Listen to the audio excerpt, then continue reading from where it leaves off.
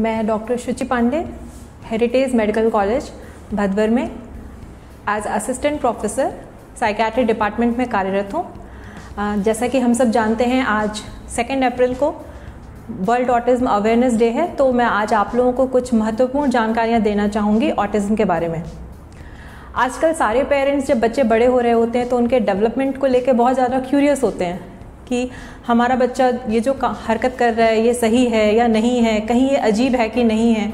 तो ये एक बहुत ही इंपॉर्टेंट डिसऑर्डर है जिसके बारे में मैं आपको बताऊंगी, ताकि ये लक्षण अगर आपके आसपास किसी बच्चे में या आपके घर में किसी बच्चे में है तो आप पहचान पाएँ और अपने नज़दीकी किसी भी केंद्र पर जहाँ पे आपको इसके लिए मदद मिल सकती हो वहाँ उसे ले जा सकें। ऑटिज्म स्पेक्ट्रम डिसऑर्डर, पहले इसे ऑटिस्टिक डिसऑर्डर कहते थे, अब इसे ऑटिज्म स्पेक्ट्रम डिसऑर्डर कहने लगे हैं। पहले इसमें Asperger syndrome, autistic disorder, child disintegrative disorder ये सब आते थे। रेट सिंड्रोम भी आता था। अब इसको एक स्पेक्ट्रम की तरह बोला गया है। स्पेक्ट्रम मतलब रेनबो, एक रेनबो जिसमें कि माइल्ड सिम्टम्स से लेके सीवियर सिम्टम्स तक कुछ भी हो सकता है। इसके साथ बहुत सारी कोमॉर्बिडिटीज़ हो सकती हैं, जैसे ADHD यानी कि attention deficit hyper activity disorder.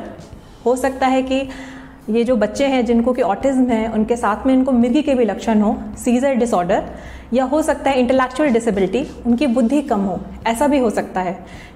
पहले और अभी में ये फ़र्क है कि इन सबको अब सिर्फ एक ही कैटेगरी में ला दिया गया है, ऑटिज्म स्पेक्ट्रम डिसऑर्डर। पहले क्या होता था कि एस्पर्जर्स और ऑटिज्म में ये डिफरेंस था, लैंग्वेज, भाषा इन्वॉल्व नहीं होती थी एस्पर्जर्स में, पर इसको अब क्राइटेरिया से हटा दिया गया है। जैसे कि मैं 2 मूवीज़ के एग्जाम्पल देना चाहूँगी।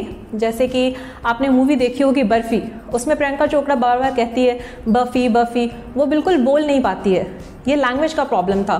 तो अगर हम उस टाइम पहले के टाइम के हिसाब से देखें तो ये ऑटिस्टिक डिसऑर्डर है।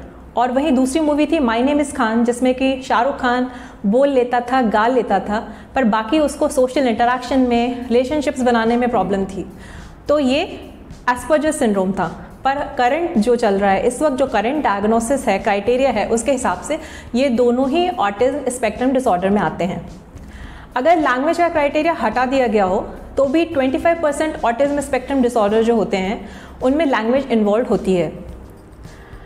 अब ऑटिज्म के बारे में आपने ये समझ लिया 2 एग्जाम्पल से कि कौन से बच्चे हैं, किस तरह के बच्चे हैं जिन्हें हम ऑटिस्टिक कह सकते हैं।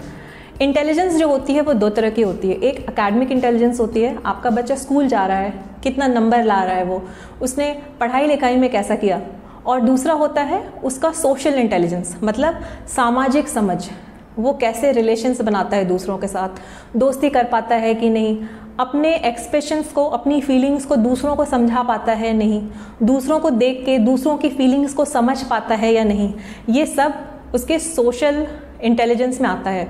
और जो ऑटिस्टिक डिसऑर्डर है या जो ऑटिज्म स्पेक्ट्रम डिसऑर्डर है उसमें आपके बच्चे का यही जो सोशल इंटेलिजेंस है वो इफ़ेक्टिव होता है, वही उसी में आपको डेफिसिट दिखाई देगा।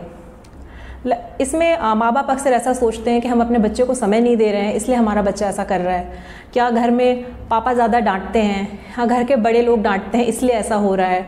ऐसा कुछ भी नहीं है, ये एक जेनेटिक डिसऑर्डर है, इसमें घर के किसी फैमिली मेम्बर का कोई रोल नहीं है, पर उसको ठीक करने में, इसके मैनेजमेंट में फैमिली मेम्बर्स का रोल हो सकता है। उनकी हेल्प से ऐसे बच्चे अपनी एक एवरेज ज़िंदगी जीने के लिए काबिल हो सकते हैं, तो इसमें उनकी हेल्प होती है। अब हम इसके क्राइटेरिया के बारे में बात करेंगे। जैसे कि इसके क्राइटेरिया में 2 चीज़ें इंपॉर्टेंट होती हैं। एक तो इसके जो कम्युनिकेशन होता है बच्चों का, कम्युनिकेशन, उनका इंटरैक्शन, इसमें प्रॉब्लम होगी, मतलब सोशल कम्युनिकेशन और सोशल इंटरैक्शन जो होता है दोनों में ही प्रॉब्लम होगी। जैसे कि इमोशनल रेसिप्रोसिटी जो होती है उसमें प्रॉब्लम होगी। अब इमोशनल रेसिप्रोसिटी क्या होती है? जैसे कि आपका बच्चा जब किसी और को किसी बुरी कंडीशन में देखता है तो उसको फील कर पाता है। जैसे हमारे साथ होता है कि हम पिक्चर में देख रहे हैं कि हीरो को कोई तकलीफ हो रही है, हीरो रो रहा है तो हम साथ में रोने लगते हैं, ठीक है। तो ये इमोशनल रेसिप्रोसिटी है, ऑटिज्म के बच्चे में ये प्रेजेंट नहीं होती है। ऑटिज्म के बच्चों को रिलेशंस को स्टार्ट करने में, उसे डेवलप और मेंटेन करने में प्रॉब्लम होती है। वो आँख से आँख नहीं मिला पाते, वो अपने एक्सप्रेशंस नहीं समझा पाते दूसरों को। मोस्टली बच्चे 2 से 3 साल की उम्र में बहुत अच्छी दोस्ती करने लगते हैं और 5 से 6 के साल के बीच में उनकी बहुत अच्छी दोस्ती होती है। पर ये बच्चे बहुत दोस्ती नहीं कर पाते हैं क्योंकि ये फ्रेंडशिप मेंटेन नहीं कर सकते, क्योंकि इनका बॉडी लैंग्वेज भी ऐसा नहीं होता है जिसे दूसरे समझ पाएँ। इसके अलावा इन्हें नॉन वर्बल कम्युनिकेशन में प्रॉब्लम होती है। जैसे कि छोटा बच्चा है, आप देखते हैं अगर उसे गोदी में जाना है तो वो हाथ बढ़ाता है कि उसे ले लिया जाए। अगर उसे कुछ दूध पीना है तो वो अपने हाथ से दिखा पाता है, इशारा कर पाता है, पर ये बच्चे नहीं कर पाते हैं। इसकी जगह पे ये अलग से ऑड मूवमेंट्स करेंगे, जैसे कि फ्लैपिंग करेंगे, हाथ को ऐसे ऐसे गोल घुमाएंगे, ऐसी एक्टिविटीज़ करते हैं। इसके अलावा ऐसे बच्चों में इस स्टीरियोटिपिकल रेपिटेटिव रेस्ट्रिक्टेड बिहेवियर्स होते हैं। रेपिटेटिव रेस्ट्रिक्टिव बिहेवियर मतलब ये एक ही काम बार बार करेंगे, जैसे कि ऑड प्ले करेंगे, ये भी गाड़ी से खेलेंगे पर एक गाड़ी के ऊपर दूसरी गाड़ी अरेंज करने लगेंगे, खिलौनों को अरेंज करने लगेंगे। ये इंसिस्ट करते हैं सेमनेस पे। जो खाना खाने का समय है, दोपहर सुबह, इनका सब सेम होना चाहिए। अपनी लाइफ में रूटीन में ये कोई चेंज नहीं चाहते हैं। कई चीज़ों के लिए फिक्सेटेड होते हैं ये। इनके किसी टॉय होगा, इनका कोई प्लेट होगा जिसमें खाना खाते हैं, उससे बहुत ही फिक्स्ड होंगे कि हमें इसी में खाना खाना है, हमें इसी टॉय से खेलना है। ये सब चीज़ें ऐसे बच्चों में होती हैं। इसके अलावा हाइपर रिएक्टिविटी या हाइपो रिएक्टिविटी हो सकती है बाहर के स्टिमुलस को लेके। जैसे कि कभी ऐसा हो सकता है कि कोई बच्चा ऐसा हो जो घड़ी की टिक टिक पे इतना ज़्यादा फोकस कर रहा हो कि आपको लगेगा कि ये बहुत अजीब है, और कभी कभी उसी बच्चे के आसपास बहुत तेज़ आवाज़ हो जाए, धड़ाम, तभी भी वो मुड़ के नहीं देखेगा। पेरेंट्स को लगने लगेगा कहीं ऐसा तो नहीं है कि हमारे बच्चे के कान में कोई प्रॉब्लम है। तो ये भी सिम्टम्स ऐसे बच्चों में देखे गए हैं। ये जो ऑटिज्म स्पेक्ट्रम डिसऑर्डर है, इसका इलाज के लिए सबसे पहले हमें इसका डायग्नोसिस बनाना पड़ता है, और डायग्नोसिस के लिए बहुत सारे स्केल्स अवेलेबल होते हैं। तो हर बच्चे का डायग्नोसिस पहले फिक्स करना होता है। इसके बाद हर बच्चे के लिए इंडिविजुअल प्लान होता है कि उसको उसकी हेल्प किस तरह से करनी है।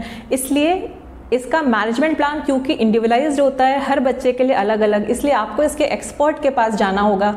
और ये एक्सपर्ट आपका कोई भी साइकेट्रिस्ट जो भी आपके आसपास किसी हॉस्पिटल में, किसी कॉलेज में है, उसके पास जा सकते हैं आप, और वो उसके अकॉर्डिंगली आपके बच्चे का डायग्नोसिस बना के उसका मैनेजमेंट स्टार्ट कर सकता है। मुझे ऐसा लगता है कि ये सारी जानकारी जो थी बहुत महत्वपूर्ण थी आपके लिए, और आपको इससे ज़रूर मदद मिलेगी। धन्यवाद।